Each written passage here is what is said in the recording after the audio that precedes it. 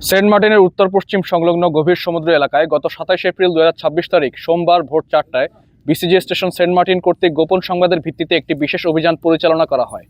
অভিযান চলাকালীন উক্ত এলাকায় সন্দেহজনক একটি ফিশিং বোটে তল্লাশি চালিয়ে অবৈধভাবে শুল্ক কর ফাঁকি দিয়ে মায়ানমারে পাচারের উদ্দেশ্যে বহনকৃত প্রায় 5,50,000 টাকা মূল্যের 900 বস্তা সিমেন্ট ও পাচার কাজে ব্যবহৃত বোট সহ 13 জন পাচারকারীকে আটক করা হয়।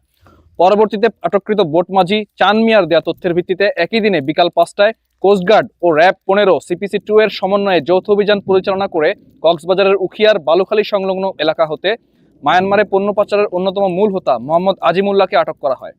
আটককৃত মোহাম্মদ আজিমুল্লাহ কক্সবাজারের উখিয়া বালুখালীর রোহিঙ্গা ক্যাম্পের বাসিন্দা। প্রাথমিক জিজ্ঞাসাবাদে জানা যায় সে দীর্ঘদিন ধরে মায়ানমারের নিত্য প্রয়োজনীয় পণ্য পাচারের সাথে জড়িত। সে মায়ানমারে অবস্থানকারী আনোয়ার নামক ব্যক্তির থেকে নিত্য প্রয়োজনীয় পণ্যের চাহিদা গ্রহণ করে চট্টগ্রাম, সন্দ্বীপ ও হাতিয়া এলাকার বিভিন্ন অসাধু বোট মালিকের সহযোগিতায় বোটযোগে এ সকল পণ্য মায়ানমারের নিষিদ্ধ সশস্ত্র গোষ্ঠী আরাকান আর্মির নিকট পাচার করে আসছিল। এছাড়া জিজ্ঞাসাবাদে আরও জানা যায় উক্ত পাচারের বিনিময়ে সে প্রায়শই মাদক, বিদেশি সিগারেট সহ অন্যান্য নিষিদ্ধ পণ্য বাংলাদেশে নিয়ে আসার চেষ্টা করত। পাশাপাশি তার মুঠোফোন পর্যালোচনা করে এ সকল পাচার কাজের মাধ্যমে প্রাপ্ত কোটি কোটি টাকার অবৈধ লেনদেনের প্রমাণ পাওয়া গিয়েছে। দীর্ঘদিনের গোয়েন্দা নজরদারির পর কোস্টগার্ড ও র্যাবের সমন্বিত অভিযানে এই পাচার সিন্ডিকেটের অন্যতম মূল হোতা মোহাম্মদ আজিমুল্লাহকে আটক করা সম্ভব হয়েছে। এই চক্রের সাথে জড়িত অন্যান্যদের শনাক্ত ও গ্রেফতারের কার্যক্রম চলমান রয়েছে।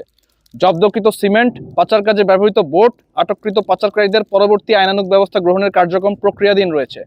পাচার ও চোরাচালান রোধে বাংলাদেশ কোস্টগার্ড ভবিষ্যতে এ ধরনের অভিযান অব্যাহত রাখবে।